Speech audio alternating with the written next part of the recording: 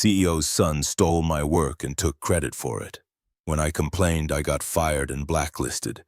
So I took nuclear revenge that ended their careers and reputation. Hey, Reddit. This is going to be a long one. I've been sitting on this story for about 6 months now, debating whether to share it. But the whole thing is finally wrapped up and I need to get this off my chest because it's been eating at me. I never planned to completely destroy a tech company and tank multiple careers in the process. But then again, they never planned to give me the respect I earned either. So I guess nobody got what they expected. Let me start from the beginning. I'm 29 male, worked as a senior software engineer at a mid-sized tech company we will call Vector Path Solutions. Not a real name. I joined Vector Path straight out of grad school about 5 years ago. Started as a junior dev, worked my way up. Nothing crazy. The company was decent at first. Good benefits, reasonable hours, interesting technical problems. The kind of place where you could actually build a career if you kept your head down and delivered quality work. The problem started about 2 years ago when the CEO's son joined the company. Let me tell you about this guy. His name is Trevor, 26 male at the time, fresh from business school where daddy's money and connections got him a degree. He probably didn't earn. You know the type. Designer suits, expensive watch, always talking about his networking and his vision in disrupting industries. The kind of dude who uses synergy in casual conversation without a trace of irony. Trevor got hired as a product manager, which already made the whole dev team roll their eyes. Everyone knew it was nepotism.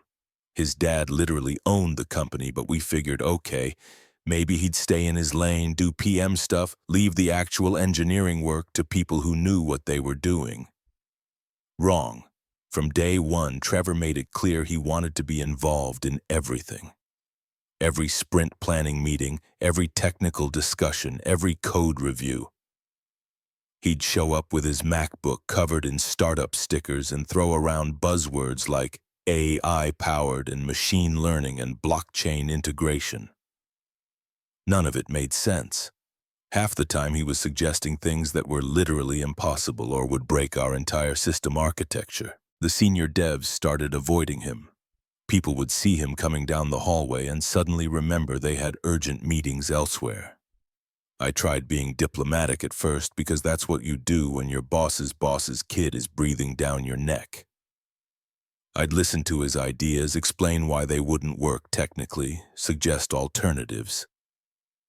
He'd nod along like he understood, then completely ignore everything I said and bring up the same garbage idea the next week. But here's the thing about Trevor. He wasn't just annoying and clueless. He was also incredibly insecure about being the boss's son. Anytime someone questioned his ideas, even politely, he'd get defensive. He'd make comments about how he went to a top business school, how he understood the market better than a bunch of code monkeys, how technical people don't see the bigger picture. Yeah, he actually called us code monkeys in a meeting once. HR got involved after that one. But nothing happened because, you guessed it, his daddy owned the company. The real nightmare started when our CTO announced this huge initiative. Vector Path wanted to break into the government contracting space. Federal agencies, defense contractors, the whole 9 yards. This was going to be massive for the company, potentially doubling revenue within 3 years. The problem was our platform wasn't designed for government security requirements. We needed to basically rebuild our entire data architecture to meet federal compliance standards, NIST frameworks, FedRAMP authorization, the works. This wasn't just adding some features. This was a complete overhaul requiring someone who understood both our existing codebase and complex security architectures. Management asked for volunteers to lead the technical design. I raised my hand immediately. This was exactly the kind of project that could define a career. High visibility, technical complexity, strategic importance to the company. Plus, I'd been studying security architecture in my spare time for years. I had certifications, I'd built secure systems before, and I knew our platform inside and out. Trevor also volunteered. We got assigned as co-leads. The moment that announcement came down, I knew it was going to be a disaster. But I'm a professional, so I tried to make it work. Maybe Trevor would handle the business side while I focused on technical implementation. That would be fine. He could talk to customers and write requirements while I did the actual engineering.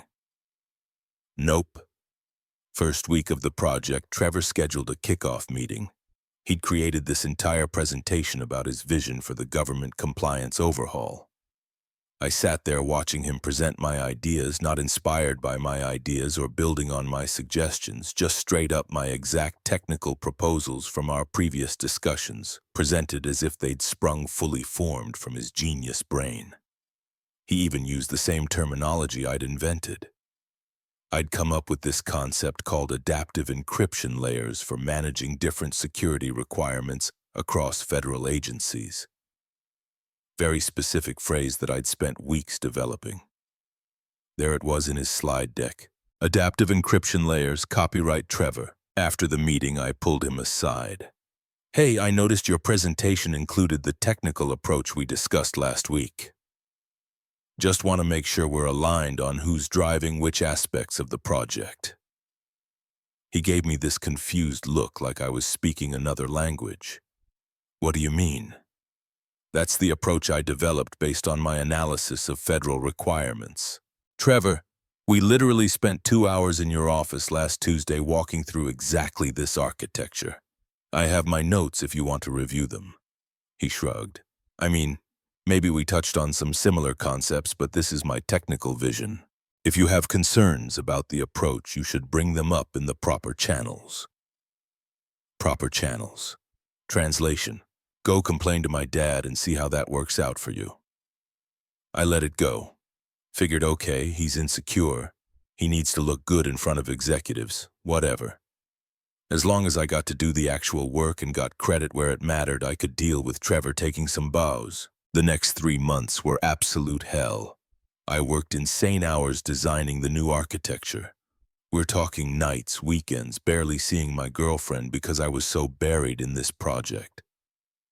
I created detailed technical specifications for every component, wrote proof of concept code to validate the approach, built security models, documented everything meticulously. Every week we had status meetings with executives, and every week Trevor would present my work as his own. He'd take my documentation, strip out my name, and present it to leadership. He'd talk about the innovative solutions he was developing, the technical challenges he was solving, his deep understanding of federal security requirements. I kept detailed records of everything, every email, every document, every code commit. I had timestamps showing I was the one doing the work. I wasn't stupid. I knew what was happening. I was building a paper trail. Other engineers on the team noticed too. Sarah, one of the senior devs who'd been at VectorPath for 7 years, pulled me aside after one particularly egregious status meeting. Dude, you know he's stealing your work, right? Like everybody can see it. I know, I'm documenting everything, just waiting for the right moment to escalate. To who, his dad? Good point. But I kept hoping that when the actual implementation started, when we had to write real code and integrate real systems, the truth would become obvious. Trevor couldn't fake his way through actual technical work. Eventually, leadership would see who was delivering and who was just talking. The project reached a critical milestone around month 4. We needed to present our technical design to a federal oversight committee as part of the preliminary authorization process. This wasn't internal company politics anymore. This was government auditors who would actually review our architecture and determine if we were qualified for federal contracts. I spent 3 weeks preparing that presentation. Every technical detail, every security control, every compliance requirement. I knew this stuff cold. This was my chance to demonstrate expertise directly to people who would see through nonsense. 2 days before the presentation, Trevor called me into a conference room. Big smile on his face, coffee from the fancy place downtown in his hand. Hey man, so I've been reviewing the federal presentation. I think it makes the most sense for me to deliver it. You know, given my role as product manager and my relationship with executive leadership, I felt my stomach drop. Trevor, this is a deeply technical presentation. They're going to ask detailed questions about encryption protocols, access control models, security architectures. This needs someone who built the system. I built the system. He said it so casually, like stating an obvious fact. You helped with implementation details, which I appreciate, but I led the technical design. For a second, I couldn't even speak. This wasn't just taking credit in internal meetings anymore. This was lying to federal auditors. If we misrepresented our capabilities and got caught, we could lose the contract and face legal consequences. Trevor, I have documentation showing every aspect of this design originated from my work. Email chains, technical docs with my authorship, code commits. I can prove who actually designed the system. His expression changed. The friendly facade dropped, replaced by something cold. Listen, I don't know what you think you're proving with your little paper trail, but here's reality. I'm the product manager on this initiative. My name goes on deliverables. That's how organizations work. If you have a problem with chain of command, maybe you're not cut out for projects at this level. He left the conference room. I sat there for probably 20 minutes just processing what had happened. That night, I put together a formal complaint, took every piece of evidence I'd collected and organized it into a clear timeline. I showed definitively that I had designed every aspect of the federal compliance architecture while Trevor had contributed nothing but buzzwords.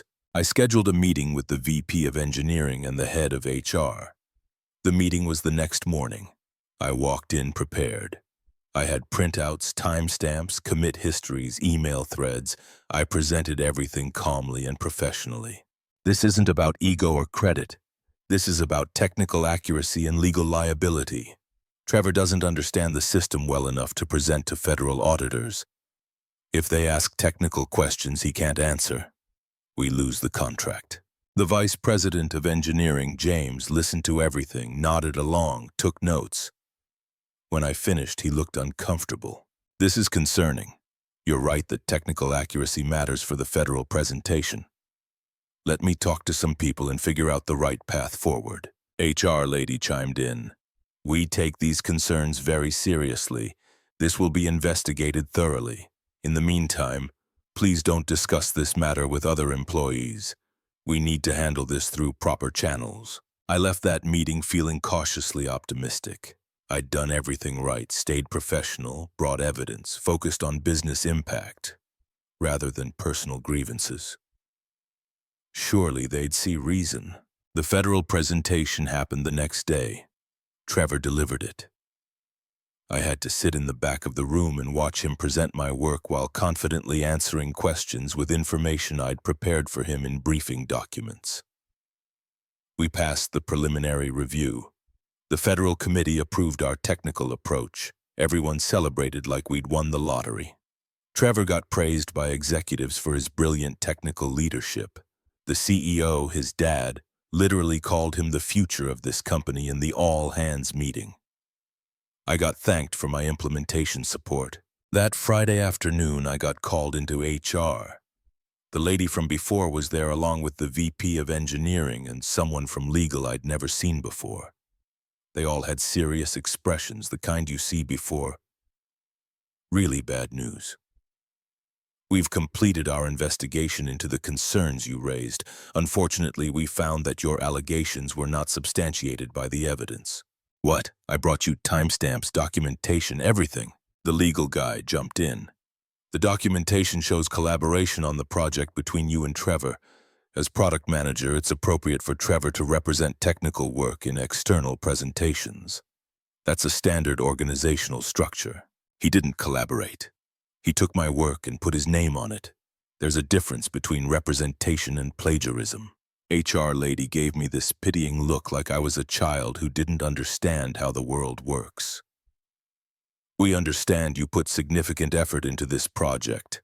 That effort is appreciated. However, making serious accusations against colleagues, particularly those in leadership positions, creates a hostile work environment. We need to discuss your future at VectorPath. My future? I filed a legitimate complaint with documentation. The legal guy slid a folder across the table. We're prepared to offer you a generous severance package, 3 months salary, continuation of benefits, and a neutral reference. In exchange, you'll sign a separation agreement and NDA. This is in everyone's best interest. I felt like I'd been punched in the stomach. You're firing me for reporting someone stealing my work? We're offering a voluntary separation with favorable terms. The alternative is termination for cause based on your creation of a hostile work environment through unsubstantiated allegations against a colleague that would not include severance and would significantly impact your future employment prospects. There it was. Sign the NDA and take the money or get fired and blacklisted. Trevor's dad was making the problem go away. The only way executives know how. I should have fought it. Should have gotten a lawyer, gone to the press, made noise. But I was 27 years old, terrified, and they made it very clear that fighting would destroy my career worse than leaving quietly. I signed the separation agreement that day. The NDA was ironclad. I couldn't discuss the circumstances of my departure, couldn't mouth the company, couldn't disclose any information about projects I'd worked on, including the federal compliance system. A violation would result in $1 million penalty plus legal fees. They escorted me out of the building immediately after signing. Didn't even get to clean out my desk properly. They boxed up my stuff and shipped it to my apartment. In the box was a framed photo of the team, a company coffee mug, and the notebook where I documented everything. Everything except that notebook was now useless to me because of the NDA. Turns out the severance package came with strings, too. VectorPath sent a standardized reference to any company that called. The language was neutral enough that it wasn't technically negative, but any experienced hiring manager could read between the lines. Separated from the company to pursue other opportunities. No, we would not rehire. No, cannot discuss details due to confidentiality agreements. For 4 months, I applied to jobs, got interviews, made it to final rounds, then suddenly would get generic rejection emails right after references were checked. This happened 7 times, same pattern every time. I finally connected with a recruiter I'd worked with before. She leveled with me. Look, I'm going to be straight because I like you. Word is out that you're a problem employee. Someone at VectorPath is making calls behind the scenes. Nothing actionable, just friendly warnings between executives. You stirred up trouble, made accusations, created drama. That's the story making the rounds. They blacklisted me. VectorPath didn't just fire me. They systematically poisoned my reputation across the entire industry. My savings ran out. Had to move back in with my parents in their basement. Had to break up with my girlfriend because I couldn't afford to do anything anymore. Watched my entire life collapse because I'd had the audacity to ask for credit for my own work. Every night I'd lie awake in that basement bedroom replaying everything, wondering what I could have done differently, wondering if I should have just kept my head down and let Trevor take credit. At least then I'd still have a job and a future. But mostly I was angry, the kind of deep, cold anger that doesn't go away, that sits in your chest and hardens into something sharp. 6 months after getting fired, I was still unemployed. The tech industry is small, and apparently VectorPath's whisper campaign was effective. I'd basically given up on finding another engineering role. Started looking at career changes, maybe going back to school for something completely different. Then I got a LinkedIn message from a guy named Graham. His profile showed he worked at a company called Sentinel Systems. Never heard of them, but they apparently did cybersecurity consulting for government agencies. The message was brief. Heard about your work on federal compliance architecture. Interested in discussing opportunities? Let's grab coffee. Normally I'd be suspicious, but I was desperate. Met Graham at a coffee shop near my parents' house. He was maybe 45. Looked like a guy who'd spent 20 years in the military before transitioning to private sector. Calm, direct, no nonsense. He didn't waste time with small talk. I know what happened at VectorPath. I know Trevor stole your work. I know they fired you for complaining about it. My heart started racing. How do you know that? Because Trevor is currently shopping that federal compliance architecture around to potential investors. He's trying to spin off a separate company based on your technical designs. And he's doing it badly enough that people in the federal contracting space are starting to ask questions. Turns out Graham had been approached by Trevor about investing in this new venture. Trevor had pitched the whole thing as his own innovation, his technical vision, his brilliant solution to federal compliance challenges. But Graham had actually reviewed the technical documentation, and something seemed off.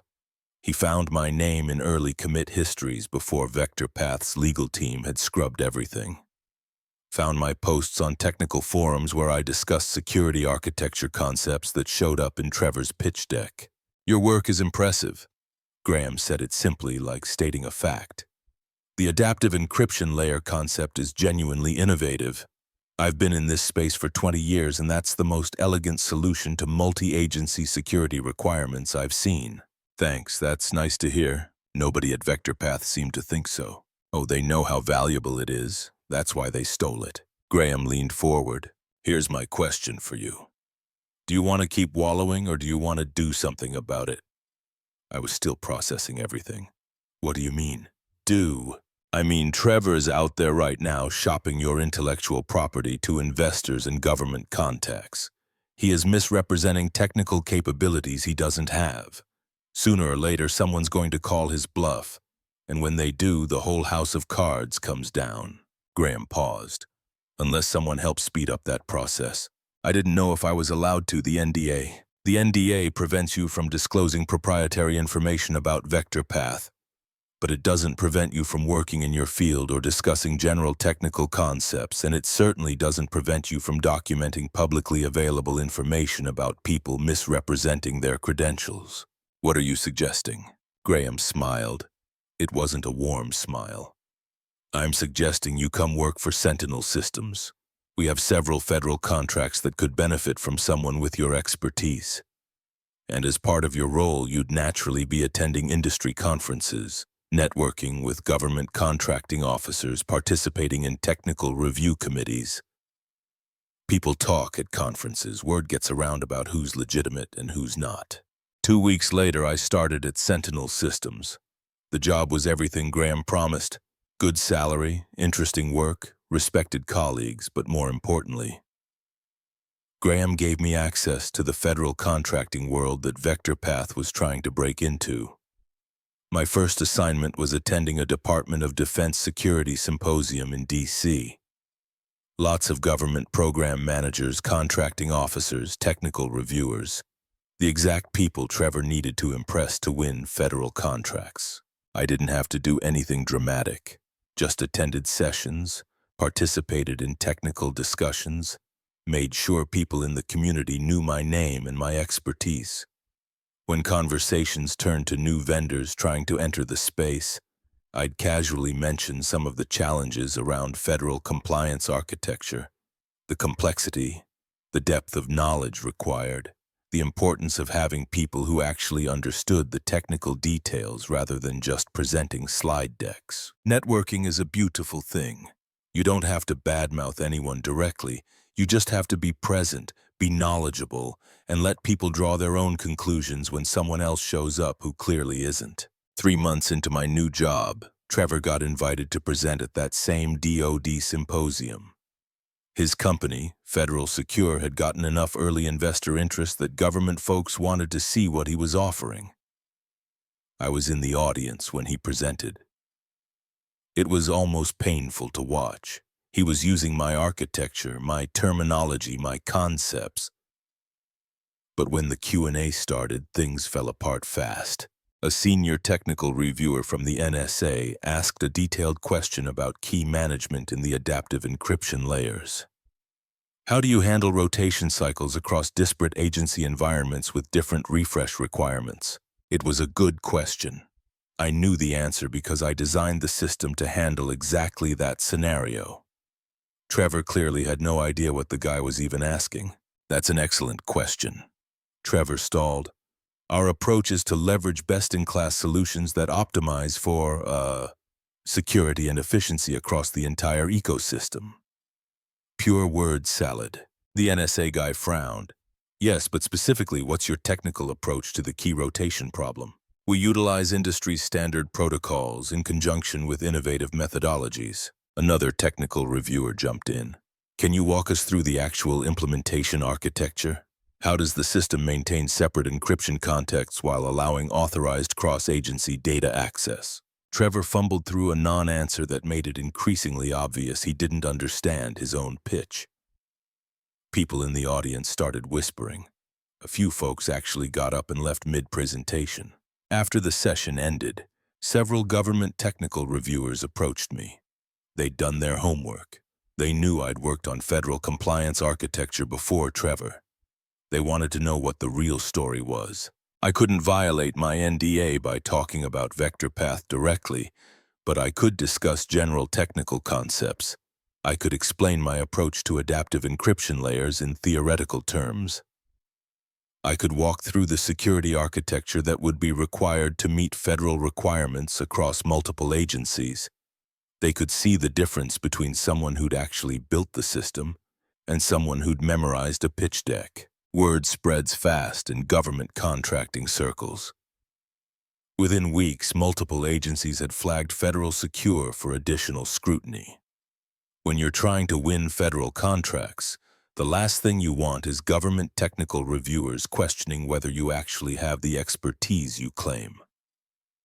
Trevor's company started hemorrhaging investor interest.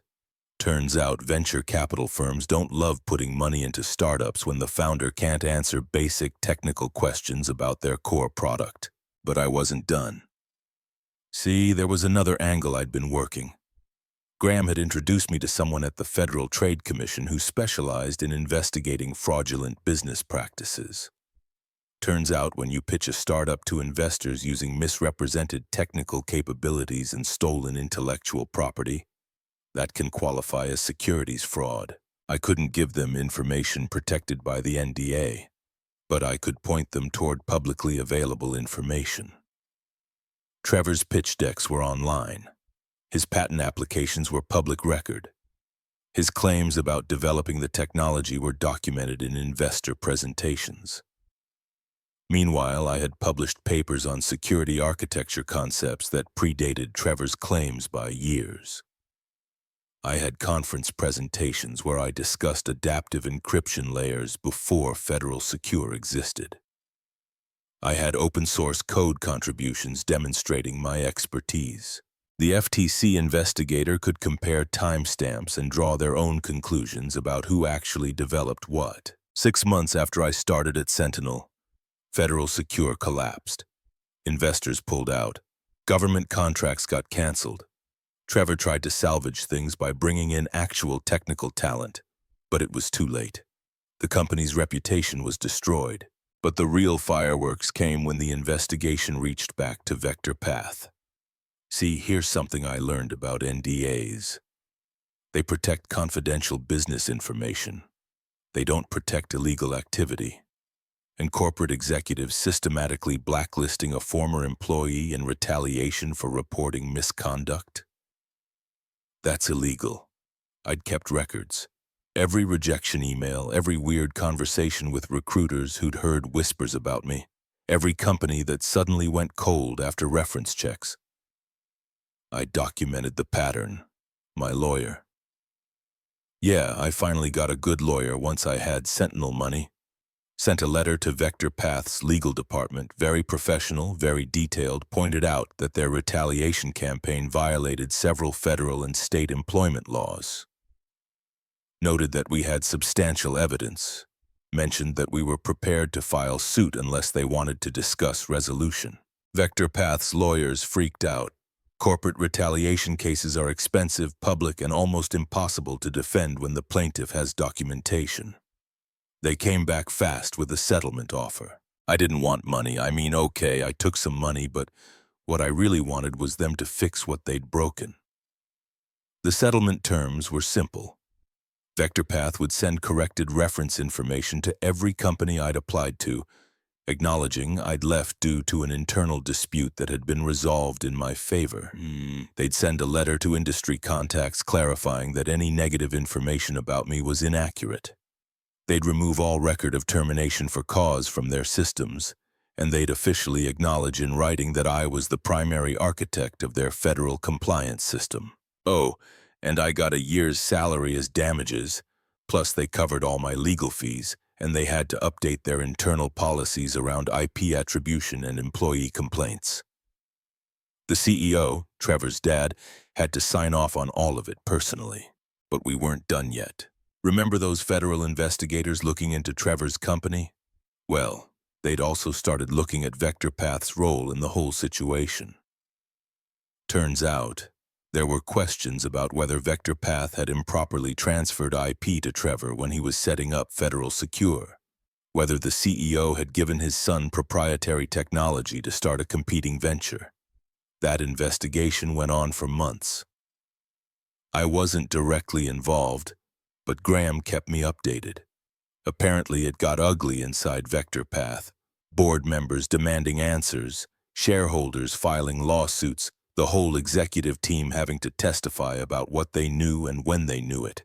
The CEO ended up resigning, took an early retirement package to avoid being pushed out publicly. Trevor was effectively radioactive in the tech industry. No legitimate company would touch him after the Federal Secure disaster. VectorPath survived barely. They brought in new leadership, settled the shareholder suits, and tried to rebuild their reputation. But they lost the federal contracting opportunity too. Too much scrutiny, too many questions about their technical capabilities and internal practices. All those government contracts they'd been pursuing, the ones my architecture was supposed to win for them, those went to other companies, including several that went to Sentinel Systems, where I led the technical implementations. I'm not going to pretend this feels like pure victory. It doesn't. I lost 2 years of my career, went through hell, damaged relationships, watched my entire life get turned upside down because I asked for basic professional respect. But Trevor lost everything. His startup, his reputation, his future in the industry he was supposed to dominate. His dad lost his company and his legacy. VectorPath lost hundreds of millions in potential federal contracts.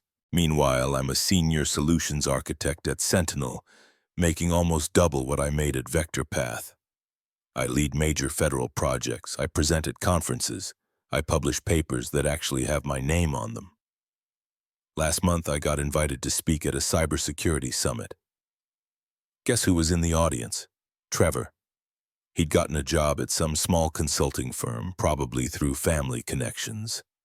He looked miserable. After my presentation, he tried to approach me.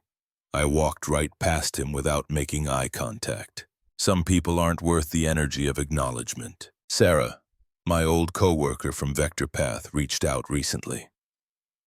She'd left the company after the whole scandal broke, told me most of the original engineering team had scattered to other jobs. Nobody wanted to stay after seeing how management treated people. She asked if I felt vindicated. Honestly, I'm not sure that's the right word. Vindication implies you were fighting to prove something. I wasn't fighting for validation.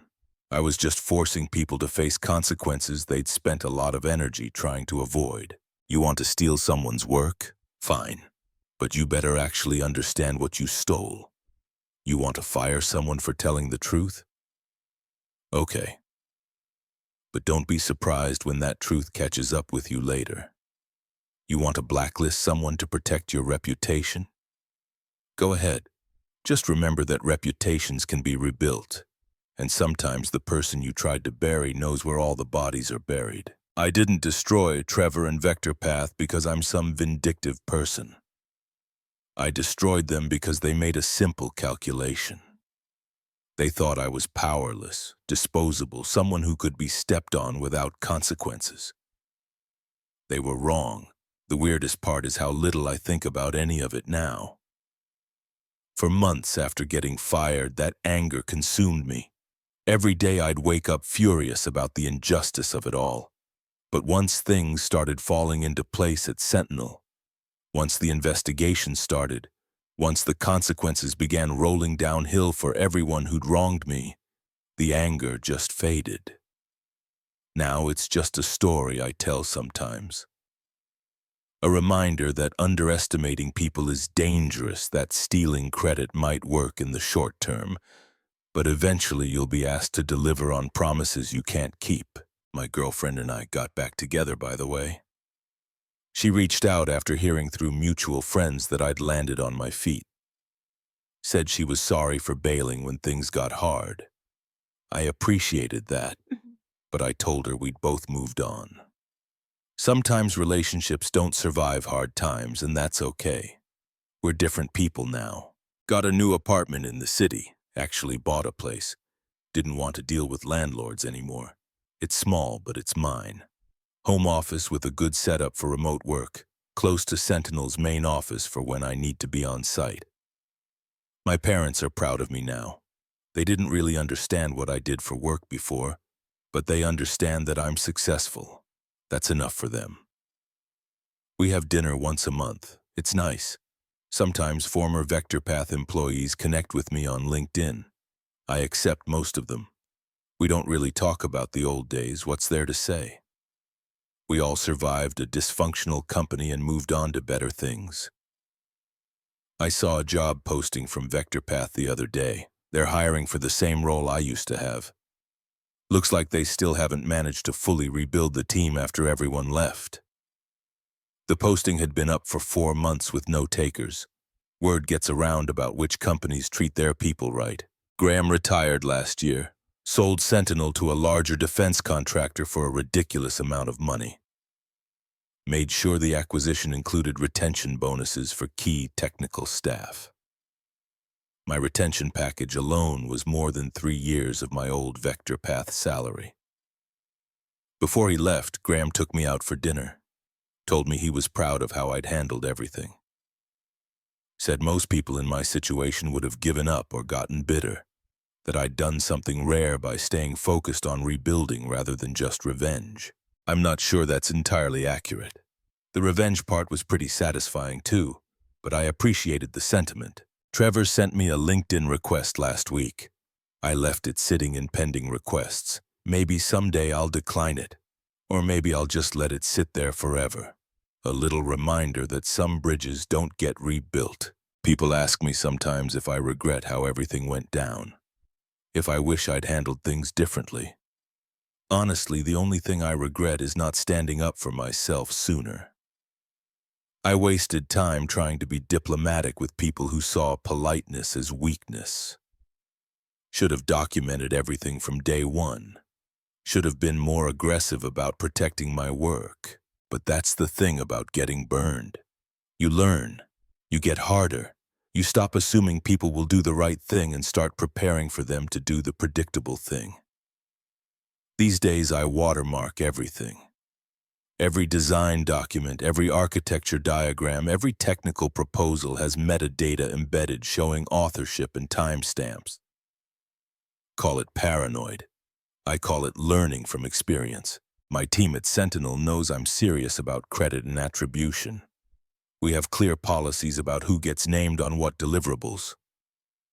Nobody's work gets presented without proper acknowledgement. It's non-negotiable. Some of the younger engineers think I'm intense about it. They'll understand eventually, usually after someone tries to take credit for their work the first time. The tech industry has a lot of problems. Stolen credit is just one of them, but it's one I'm in a position to do something about now. When I see it happening to someone else, I intervene, I make noise, I make sure leadership knows what's going on. Got a reputation for being difficult because of it. I'm fine with that. Better to be difficult and respected than easy and forgotten. There's a guy on my team now, a junior engineer named Jake. Smart kid, really talented. Reminds me of myself at that age. Last month, he came to me worried because a senior manager was presenting Jake's technical proposal as a collaborative effort when Jake had done all the work. I pulled Jake aside. You documented everything, right? Commits, emails, design notes? Yeah, I always do after you told us that story about your old company. Good. Now, here's what you're going to do. You're going to send a polite email to that manager and CC me and his boss. You're going to clearly outline your contributions with timestamps. You're going to state exactly what you designed versus what was collaborative. You're going to be professional and factual. Jake looked nervous. What if he retaliates? Then we have a much bigger problem than stolen credit. And I'll make sure it gets handled. But most likely he'll back down once he realizes you're not someone who will stay quiet. Jake sent the email. The manager apologized and corrected the record in the next status meeting. No drama, no retaliation, just someone learning that taking credit for other people's work doesn't fly on teams I run. That's the thing about having leverage and position now. I can protect people the way nobody protected me. I can make sure the Jake of the world don't have to choose between their careers and their dignity. Is that revenge? Maybe a different kind than what happened to Trevor and Vector Path, but satisfying in its own way. I'll probably never know the full extent of what happened inside Vector Path after everything imploded. The lawsuits, the investigations, the board fights, all that plays out behind closed doors in conference rooms. I'll never see. But I know enough. I know Trevor's name is mud in every industry circle that matters. I know the CEO's legacy is permanently tarnished. I know the company he built is a fraction of what it could have been. And I know I sleep pretty well at night now. No more lying awake replaying conversations wondering what I could have done differently. No more anger burning a hole in my chest. Just the quiet satisfaction of knowing that sometimes, eventually, the right people face the right consequences. That's enough update. Since people keep asking, no, I haven't heard from Trevor directly. Accept that LinkedIn request? No, I don't plan to accept it. Some doors don't need reopening. Yes, I'm still at Sentinel's successor company after the acquisition. Different name, same work, same team, still leading federal projects, still publishing papers, still making sure my engineers get proper credit. The legal stuff is all resolved. Settlement agreements are final. NDAs are structured so I can discuss what happened in general terms as long as I don't disclose specific proprietary technical details. Hence, this post being okay to write. Someone asked if I feel bad about destroying Trevor's career. Honest answer, no. He had every advantage. Money, connections, education, opportunities most people never get. He chose to use those advantages to steal from someone with less power. That's not bad luck or a mistake. That's character. Character has consequences. He's learning that now. Someone else asked if the whole thing was worth it. Worth the stress, the unemployment, the fights, the legal fees, all of it. Yeah, it was. Not because I got revenge or money or a better job, though those things are nice. But because I proved something to myself, that I wasn't going to stay down, that getting knocked down doesn't mean you lost. It just means you're on the ground for a minute before you figure out how to get back up. Some people stay down. They let bitterness and anger and defeat define the rest of their lives. I get it. It's easier to stay down than to do the work of getting back up. But staying down felt like letting Trevor and his dad win, and I wasn't going to give them that. So I got up, did the work, rebuilt, and made sure that on the way back up there were consequences for the people who kicked me when I was down. That's the story. No perfect ending where everyone learns a lesson and shakes hands. Just reality. Some people win, some people lose, and sometimes the person everyone counted out ends up on top. Life's funny that way.